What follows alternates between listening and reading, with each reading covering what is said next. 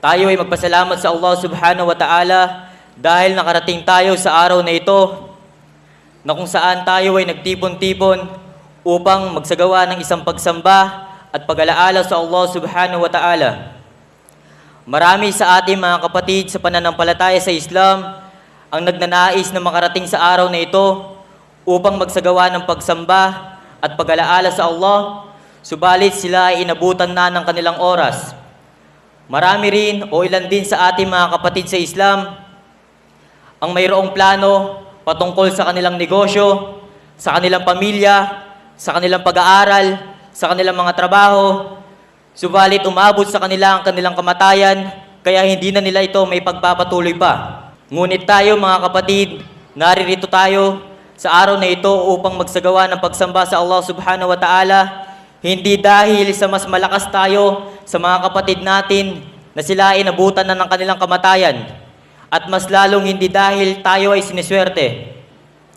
Kung hindi, ang tunay na dahilan kung bakit tayo ay naririto ay dahil binigyan tayo ng Allah subhanahu wa ta'ala ng panibagong pagkakataon upang magbalik loob at magsagawa ng panibagong mabubuting gawa.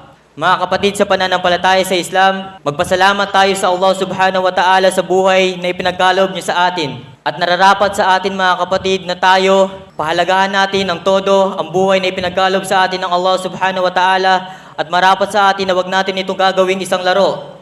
Dahil katotohanan mga kapatid, ang lahat ng oras na lumilipas ay kahit kailanman ay hindi na natin maibabalik.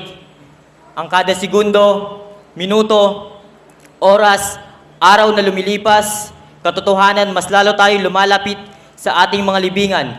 Kaya marapat sa atin mga kapatid na paghahandaan natin ang oras na kung saan kukunin ni malakal maut sa atin ang ating mga kaluluwa.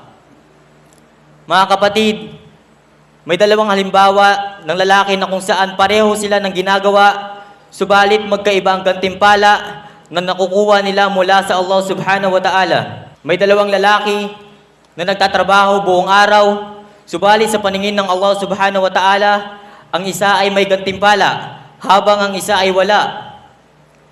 Mayroong dalawang kabataan na parehas silang nagsiselfon buong gabi, subalit ang isa ay mas lalo siyang napapalapit sa Allah subhanahu wa ta'ala, habang ang isa ay mas lalo siyang napapalayo sa Allah subhanahu wa ta'ala.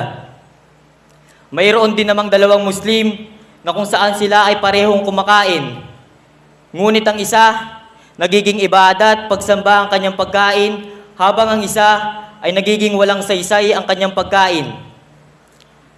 Ano ang pagkakaiba? Hindi dahil sa laki o sa bigat ng gawain na ginawa nila, kung hindi dahil sa kung sino ang inalala nila bago nila gawin ang mga gawaing iyon. Nasusukat ang gantimpala na makukuha natin mula sa Allah subhanahu wa ta'ala sa ating intensyon at sa pag-alaala sa Allah subhanahu wa ta'ala bago natin gawin ang ating mga gawain. Mga kapatid sa pananampalataya sa Islam, ang nais kong tatalakayin sa araw na ito ay ang isang salita na kung saan kaya na itong baguhin ang lahat ng ating mga ginagawa o maski ang ating kapalaran. Isang salita na kung saan kaya na itong gawing ibada ang isang ordinaryong gawain, maski ang pagtulog, pagkain, pagsiselfon, paglabas ng tahanan, o maski ang pag-aaral, o kahit anong gawain na ginagawa natin sa pang-araw-araw nating buhay. Ang salitang ito ay Bismillah. Ano nga ba ang kahulugan ng salitang Bismillah? Madalas ginagamit natin ito sa tuwing tayo ay may ginagawa, at mas lalong ginagamit natin ito sa tuwing tayo ay nagsasala. Bismillahirrahmanirrahim. Ang kahulugan lamang nito mga kapatid, sa ngalan ni Allah, ang pinakamunawain, ang pinakamahabagin. Hindi lamang ito isang simpleng salita mga kapatid, isa itong napakalalim na pahayag na kung saan ito ay pahayag na sinasabi natin ang ating pananampalataya at pagtitiwala sa Allah subhanahu wa ta'ala. Kapag sinabi natin ang salitang ito mga kapatid, ipinapabatid lamang natin o tayo ay nagtetestify na si Allah subhanahu wa ta'ala ang siyang pinagmumulan ng ating lakas, ng ating buhay.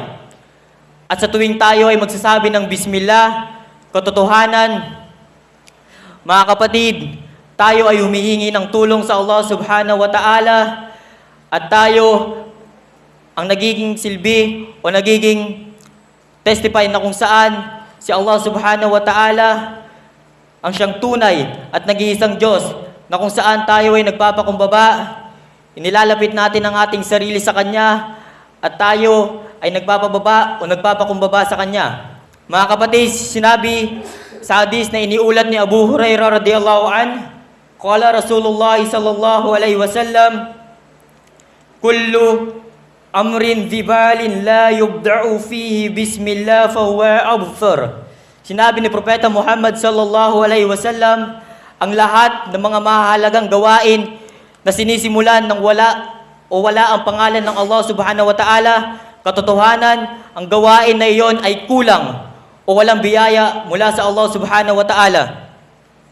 Mga kapatid, sa pananampalataya sa Islam, tatanungin natin ang ating mga sarili, ilang beses ba tayo gumagamit ng cellphone araw-araw? Ilang beses ba tayo natutulog sa isang araw o umiidlip? Ilang beses ba tayo kumakain sa isang araw? Subalit hindi natin inaalala si Allah subhanahu wa ta'ala bago gawin ng mga gawain iyon.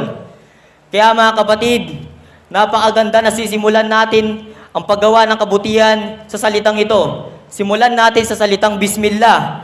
Isang salita lamang ito mga kapatid. Subalit napakalaki ng gantimpala na makukuha natin mula sa Allah subhanahu wa ta'ala. Dahil katotohanan mga kapatid, kahit ng simpleng gawain, maski ang pagtatrabaho natin, magkakaroon ito ng baraka o gantimpala mula sa Allah subhanahu wa ta'ala. Dahil sa inuna natin ang pag-alaala sa Kanya, inuna nating alalahanin si Allah subhanahu wa ta'ala, hindi natin inuna o inisip na tayo ay magkakapera, tayo ay gagaling sa mga gamot. Ngunit inalala natin si Allah subhanahu wa ta'ala dahil sa katotohanan, sinabi ni Allah subhanahu wa ta'ala, kapag inalala natin siya, aalalahanin niya tayo. Mga kapatid, sana sa maikling tinalakay ko na ito ay inyong kapulutang aral, naway sana gabayan tayo ng Allah subhanahu wa ta'ala sa matuwid na landas, at naway sana ilayo tayo ng Allah subhanahu wa ta'ala sa mga taong mapagmataas. Dahil katotohanan, sinabi ni Propeta Muhammad sallallahu alaihi wasallam, kung sino man ang mataas ang kanyang tingin sa kanyang sarili, katunayan ay binababa ng Allah subhanahu wa ta'ala. Assalamualaikum warahmatullahi wabarakatuh.